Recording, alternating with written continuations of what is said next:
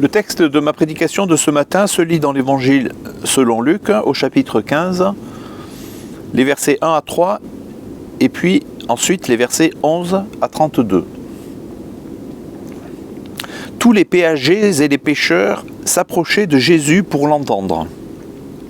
Les pharisiens et les scribes murmuraient et disaient « Celui-ci accueille des pécheurs et mange avec eux. » Mais il leur dit cette parabole. Il dit encore, verset 11, « Un homme avait 2 fils. Le plus jeune dit à son père, « Mon père, donne-moi la part de la fortune qui doit me revenir. » Et le père leur partagea son bien. Peu de jours après, le plus jeune fils rassembla tout ce qu'il avait et partit pour un pays lointain, où il dissipa sa fortune en vivant dans la débauche. Lorsqu'il eut tout dépensé, une grande famine survint dans ce pays et il commença à manquer de tout. Il se lia avec un des habitants du pays qui l'envoya dans ses champs pour faire paître les pourceaux. Il aurait bien désiré se rassasier des caroubes que mangeaient les pourceaux, mais personne ne lui en donnait. Rentré en lui-même, il se dit « Combien d'employés chez mon père ont du pain en abondance, et moi ici je péris à cause de la famine. Je me lèverai, j'irai vers mon père, et lui dirai « Père, j'ai péché contre le ciel et envers toi. Je ne suis plus digne d'être appelé ton fils. Traite-moi comme l'un de tes employés. » Il se leva et alla vers son père. Comme il était encore loin, son père le vit et fut touché de compassion. Il courut se jeter à son cou et l'embrassa. Le fils lui dit « Père, j'ai péché contre le ciel et envers toi, je ne suis plus digne d'être appelé ton fils. » Mais le père dit à ses serviteurs « Apportez vite la plus belle robe et mettez-la lui. Mettez-lui une bague au doigt et des sandales pour ses pieds. Amenez le veau gras et tuez-le. Mangeons et réjouissons-nous. Car mon fils que voici était mort, et il est revenu à la vie. Il était perdu, et il est retrouvé. » Et ils commencèrent à se réjouir. Or le fils aîné était dans les champs. Lorsqu'il revint et s'approcha de la maison, il entendit de la musique et des danses. Il appela un des serviteurs et s'informa de ce qui se passait. Ce dernier lui dit « Ton frère est de retour, et parce qu'il lui a été rendu en bonne santé, ton père a tué le veau gras. » Il se mit en colère et ne voulut pas entrer. Son père sortit pour l'y inviter. Alors, il répondit à son père « Voici, il y a tant d'années que je te sers. Jamais je n'ai désobéi à tes ordres. Et à moi, jamais tu n'as donné un chevreau pour me réjouir avec mes amis. Mais quand ton fils que voilà est arrivé, celui qui a dévoré ton bien avec des prostituées, pour lui tu as tué le veau gras. Toi, mon enfant, lui dit le père, tu es toujours avec moi, et tout ce que j'ai est à toi. Mais il fallait bien se réjouir et s'égayer, car ton frère que voilà était mort, et il est revenu à la vie. Il était perdu, et il est retrouvé. Jusqu'ici, la parole de Dieu. Père, sanctifie-nous par la vérité. Ta parole est la vérité. Amen. Le texte de ma prédication de ce matin est sans nul doute l'un des plus beaux de toute la Bible, qui à lui seul suffit pour me convaincre de croire et d'espérer dans le seul vrai Dieu, qui est celui de Jésus-Christ, celui qu'il nous révèle précisément dans cette parabole dite du Fils prodigue, mais que j'ai plutôt envie de nommer la parabole du Père qui aime et qui attend. Regardez-le, ce Père fou d'amour, qui court vers son Fils repentant, tandis qu'il est encore loin, qui l'enlace et le couvre de baisers. Il court vers nous, dès lors que nous nous tournons librement et joyeusement, comme aimait à le dire le réformateur Martin Luther, librement et joyeusement vers lui, les mains ouvertes, les bras tendus. Saint Augustin disait « Tu nous as créés pour toi, et notre cœur est sans repos jusqu'à ce qu'il repose en toi. Non pas le Dieu silencieux et lointain des philosophes et des savants, non pas le Dieu guerrier des religions païennes. Mon fils, donne-moi ton cœur, dit le Dieu des évangiles, Proverbe 23, verset 26. Ton cœur, non pas ton sabre, non pas ta raison, non pas tes mérites, ton cœur. Je ne sais pas quelle image vous vous faites de Dieu, frères et sœurs, mais notre texte est là pour briser nos idoles et pour nous apporter la connaissance du vrai Dieu, qui est amour, un Dieu qui est un Père aimant, un Dieu qui nous aime vraiment et qui attend de nous que nous l'aimions aussi véritablement en retour, sans calcul. L'apôtre Paul compare la relation du Christ et de l'Église, et donc du croyant avec Dieu, avec le mariage. Je cite, « Marie, que chacun de vous aime sa femme, comme le Christ a aimé l'Église et s'est donné lui-même pour elle. » L'histoire de Dieu et de son peuple, le peuple de l'Alliance, est une histoire d'amour. Et voilà pourquoi la Bible s'achève par cette parole extraordinaire de l'apôtre Jean dans sa première épître, « Dieu est amour ». 1 Jean 4, verset 8, « Celui qui n'aime pas n'a pas connu Dieu, car Dieu est amour ». Et en 1 Jean 4, verset 16, nous lisons « Et nous, nous avons connu l'amour que Dieu a pour nous, et nous y avons cru. Dieu est amour. Celui qui demeure dans l'amour demeure en Dieu, et Dieu demeure en lui. » Imaginez cette scène, un père et ses deux fils, deux frères très différents, mais un père qui les aime de la même manière. On a souvent appelé cette histoire la parabole du fils prodigue, comme si tout tournait autour du plus jeune. Mais en réalité, le vrai personnage central, c'est le père. Ce père qui attend, ce père qui aime avec tout son cœur, avec ses tripes. Ce père qui, quand il aperçoit son fils au loin, n'attend même pas qu'il arrive. Il court vers lui, il le serre dans ses bras, il l'embrasse. Pas de reproches, pas de sermons, juste de l'amour à l'état pur. Alors pourquoi ne pas appeler cette histoire la parabole du père qui attend? Mais il attend qui exactement? D'abord, il attend son plus jeune fils, celui qui a tout lâché, qui a pris son héritage et s'en est allé très loin, pour tout dilapider dans une vie de débauche, nous dit le texte. Et puis un jour, plus rien, plus d'argent, plus d'amis, plus d'amour, seulement la misère et la solitude. C'est l'image de l'homme séparé de Dieu, de l'homme pécheur depuis la chute d'Adam, persuadé qu'il peut vivre sans Dieu, mais qui finit par se retrouver perdu, seul, sans repère. Et puis le père attend aussi son fils aîné, celui qui, en apparence, est resté fidèle, qui a toujours obéi. Mais au fond, il est aussi loin du cœur du père que son frère. Il ne comprend pas la grâce.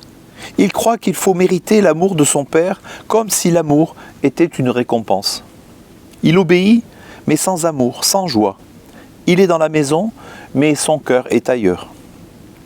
C'est lui le pharisien, celui qui juge, qui regarde de haut, qui se croit meilleur, celui qui n'accepte pas que Dieu puisse faire grâce aux mauvais, aux pécheurs. Il aurait reproché à Jésus de traîner avec les pécheurs, avec les publicains, les prostituées, les lépreux, tous ces gens considérés comme impurs. Mais Jésus, lui, n'est pas venu pour les justes, il est venu chercher et sauver ceux qui étaient perdus. Et nous, où sommes-nous dans cette histoire? Sommes-nous le fils perdu, celui qui a fui loin de Dieu et qui, brisé, voudrait revenir? Ou sommes-nous le fils aîné, persuadé d'être dans le droit chemin, mais le cœur loin du Père? Une chose est sûre, quel que soit notre chemin, le Père nous attend. Il nous voit de loin et il est prêt à courir vers nous. Au verset 1, nous lisons « Tous les péagers et les pécheurs s'approchaient de Jésus pour l'entendre. Les pharisiens et les scribes murmuraient et disaient « Celui-ci accueille des pécheurs et mange avec eux. » C'est à eux que Jésus s'adresse dans cette parabole, qui illustre remarquablement ce qu'il dit ailleurs, à savoir qu'il y a plus de joie dans le ciel pour un seul pécheur qui se repent que pour 99 justes qui n'ont pas besoin de repentance. La vraie religion nous invite à une fête. C'est une célébration de l'amour que Dieu a pour nous et qu'il attend que nous ayons aussi pour lui en retour. Et c'est une invitation véritablement à la joie. C'est ce que nous lisons au verset 20 et suivant, et il faut bien comprendre toute la richesse qui se trouve dans ce qui est dit ici. Je lis au verset 20, « Il se leva, le fils prodigue, et alla vers son père. Comme il était encore loin, son père le vit et fut touché de compassion. Il courut se jeter à son cou et l'embrassa. Je ne sais pas vous, mais moi, c'est l'attitude du Père qui me bouleverse, car le Christ nous parle ici de Dieu et de son cœur pour les pécheurs que nous sommes, et donc pour nous-mêmes. Il nous parle d'un Dieu qui a un cœur, un vrai cœur pour ses enfants. Le fils n'a même pas eu le temps d'arriver jusqu'à la maison familiale. Il est encore loin, nous dit le texte, et son père le voit. Pourquoi ? Parce que le père l'attendait depuis le début. Dieu nous attend, il se tient à la porte et il scrute l'horizon. Il nous voit arriver de loin. Le père est donc là. Il n'a jamais cessé d'être là, devant la maison, à attendre le retour de son enfant chéri, de son fils perdu, de son fils qui s'est égaré. Le texte dit que le père est touché de compassion. Littéralement, le mot grec dit qu'il est bouleversé dans ses entrailles. Ce mot est l'un des plus puissants de notre texte. Il vient d'un mot qui signifie les entrailles, qui désigne les entrailles, ou les tripes, le ventre, là où dans la culture juive, on situait le siège des émotions profondes, comme par exemple la miséricorde, la compassion, la tendresse. C'est une émotion viscérale. Le Père n'est pas simplement vaguement ému, touché, il est bouleversé au plus profond de lui-même. C'est la même expression que pour Jésus devant la foule affamée, en Marc 6, verset 34, ou devant la veuve de Naïn, Luc 7, verset 13. Ainsi, le Père ne raisonne pas seulement, il n'est pas dans l'analyse froide, encore moins dans le calcul, il n'est pas là à scruter les mérites de son Fils. Il ne tient pas une comptabilité de ses fautes, mais il ressent avec toute son humanité. Et c'est l'amour inconditionnel de Dieu qui est dépeint ici. Ainsi, l'amour de Dieu envers nous, pécheurs et pécheurs repentants, ce n'est pas un vague sentiment, mais c'est un élan viscéral, une compassion qui part du plus profond de lui-même. Je cite, « Comme il était encore loin, son père le vit et fut touché de compassion. Il courut se jeter à son cou et l'embrassa. » Il y a quelque chose de surprenant et d'extraordinaire à la fois dans cette scène. Le père court. Il court se jeter au cou de son fils pour l'embrasser. Il court comme un enfant fou de joie qui se jette dans les bras de son père. Sauf que là, c'est lui le père. À l'époque, un père de famille ne court pas. Cela était considéré comme humiliant. Mais lui, il s'en fiche. Son fils revient et rien d'autre ne compte. Il n'y a plus que lui et son fils au bout du chemin. Le fils qui est encore loin, beaucoup trop loin à ses yeux. Son fils qui a déjà fait le bout du chemin qu'il lui fallait faire pour retourner vers son père. Et lorsque Dieu nous voit au bout du chemin avec une vraie repentance et un vrai désir d'être réconcilié avec lui, alors il court jusqu'à nous, sans plus attendre. Et il y a quelque chose d'extraordinaire dans cette image d'un Dieu qui court, dans cette espèce d'empressement divin qui est un empressement d'amour. Le texte dit du Père qu'il tombe à son cou et le couvre de baisers. Des baisers répétés, comme si le Père ne pouvait plus s'arrêter d'embrasser son Fils. Ce n'est pas une simple accolade, mais une étreinte passionnée. Littéralement, il faudrait traduire « embrasser avec ferveur ». Il y a le préfixe « kata » qui renforce l'action. Ce n'est pas un simple baiser, mais une manifestation débordante d'amour et de pardon. Essayez donc, frères et sœurs, d'imaginer la scène. Arrêtez de voir en Dieu un être distant, silencieux, lointain, immobile, impassible. Ce n'est pas ça le vrai Dieu. Ça, c'est le Dieu des religions païennes, inventées par les hommes. Et comme l'a si bien dit Calvin, tout ce que nous concevons par nous-mêmes au sujet de Dieu n'est que folie. La connaissance naturelle que nous avons de Dieu est faussée par le péché. Cela ne peut pas être le vrai Dieu. Le vrai Dieu, voilà que Jésus nous en parle ici dans cette parabole, qui ne peut pas nous laisser indifférents. Qui n'a jamais rêvé d'avoir un tel Père, un Père aussi aimant? Ce Père de la parabole, n'en doutons pas, c'est Dieu. C'est lui qui court vers nous dès qu'on fait un pas vers lui. Je lis au verset 21. Le fils lui dit, « Père, j'ai péché contre le ciel et envers toi, je ne suis plus digne d'être appelé ton fils. » Mais le père dit à ses serviteurs, donc verset 22, « Apportez vite la plus belle robe et mettez-la lui. Mettez-lui une bague au doigt et des sandales pour ses pieds. Amenez le veau gras et tuez-le. Mangeons et réjouissons-nous, car mon fils que voici était mort et il est revenu à la vie. Il était perdu et il est retrouvé. » J'attire encore une fois votre attention sur la réaction du père face au repentir de son fils. Le père qui est le personnage central de la parabole. Verset 22, « Apportez vite ». Ce verbe est un impératif fort, accompagné du mot « taquer », qui signifie « vite » et qui est sous-entendu ici. Il traduit l'urgence du père qui ne laisse même pas son fils finir son discours de repentance. La plus belle robe, littéralement la première robe, celle qui est réservée aux grandes occasions ou aux invités d'honneur. Le Père ne donne pas une robe ordinaire, mais la meilleure qu'il possède. Mettez-lui une bague au doigt. La bague est un signe d'autorité et de réintégration familiale. Dans la culture de l'époque, une bague pouvait aussi servir de sceau, marquant le retour du fils à sa place légitime. Et des sandales pour ses pieds. Il faut savoir qu'à l'époque, les esclaves marchaient pieds nus. Seuls les hommes libres portaient des sandales. Le Père restaure donc la liberté et la dignité de son Fils. Les versets 23 et 24 nous parlent de la fête et du banquet qui symbolisent la joie qui est dans le ciel pour un seul pécheur qui se repent. Verset 23, « Amenez le veau gras et tuez-le, mangeons et réjouissons-nous, car mon fils que voici était mort et il est revenu à la vie, il était perdu et il est retrouvé. » Le veau gras, ce n'est pas un simple animal, mais celui qu'on engraissait pour une grande fête ou une occasion exceptionnelle. Cela montre que le Père célèbre cet événement comme quelque chose d'unique et d'extraordinaire. Réjouissons-nous, dit le texte. C'est un verbe fort qui exprime une joie débordante, presque exubérante. Ce n'est pas une petite célébration intime, mais une fête publique où toute la maison participe. Il était mort et il est revenu à la vie. L'image est puissante. Le Père ne parle pas simplement d'une absence ou d'une séparation momentanée. Il considère vraiment son Fils comme ressuscité.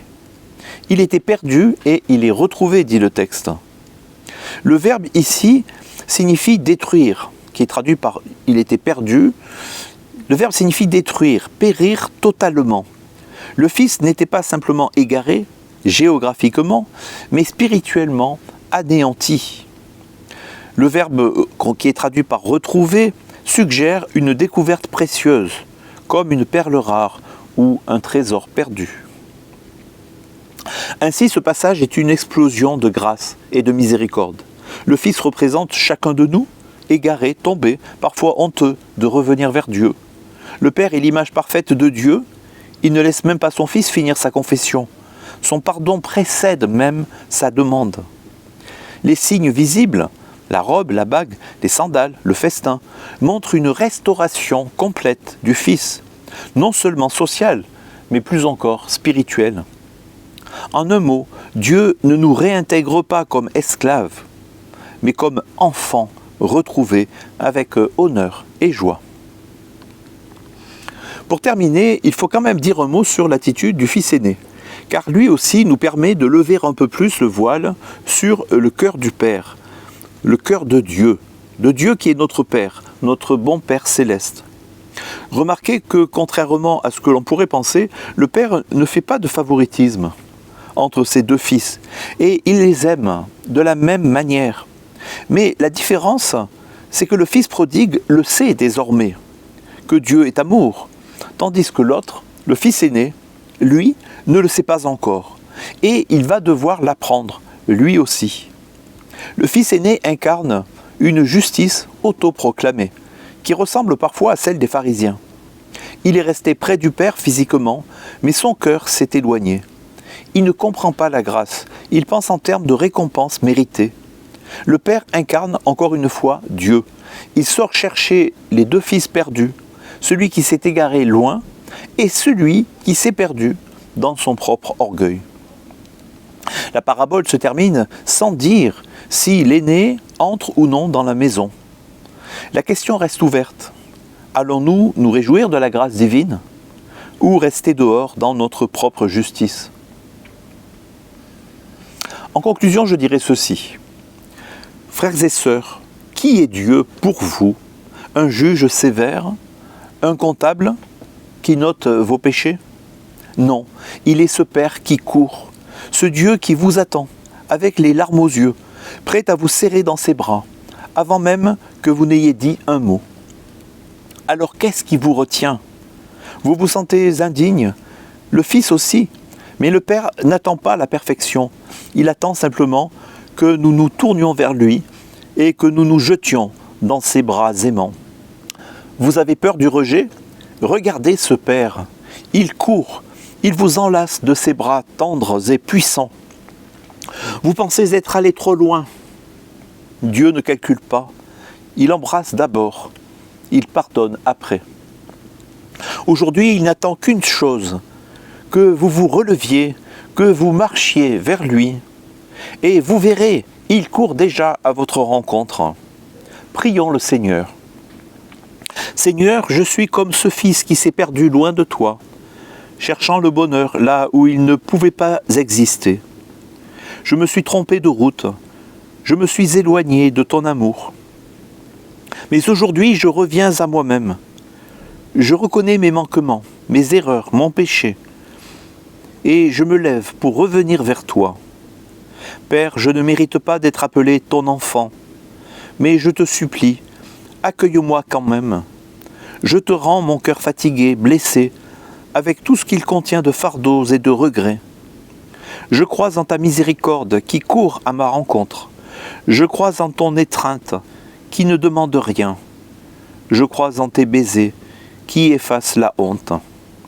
Seigneur, donne-moi la force de toujours me relever, la foi pour ne plus douter de ton pardon et de ton amour rédempteur, et l'espérance pour marcher chaque jour à tes côtés.